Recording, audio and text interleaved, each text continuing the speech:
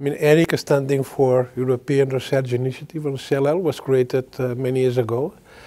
It was a little child, now is growing up, and we are very happy. ERIC goal is really to put people interested in CLL in different fields working together in the European framework. And not only, there are some associates, and the number is increasing from other parts of the world.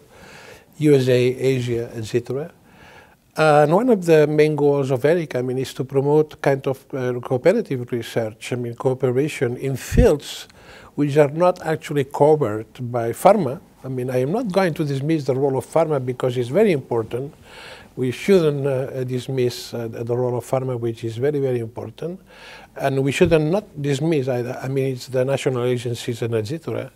But there is a kind of niche. There's orphan fields. And this is what ERIC tries to do. It's just to put different people working on that. Writing guidelines in terms of what is minimal residual disease, what are the best techniques for minimal residual disease, diagnostic criteria, genetics, molecular pathways, and etc. So we are very, very happy. It's a completely, as you know, non-profit organization and willing to help. I think that there is a very friendly atmosphere within ERIC and willing to help patients and willing to help young doctors, etc. To promote their careers and giving to them the opportunity of working under the umbrella of ERIC.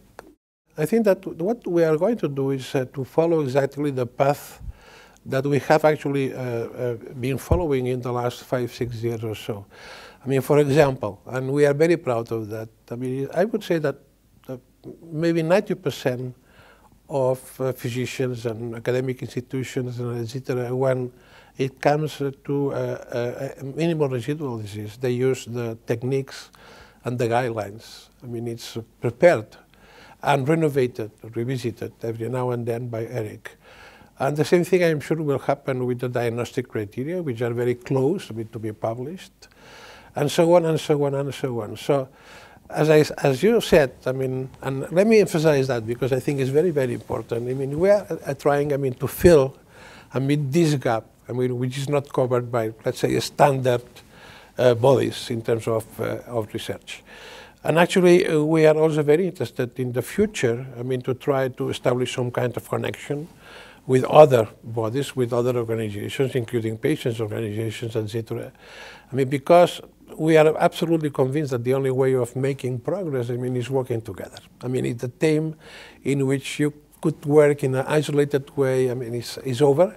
We need international cooperation to continue making progress.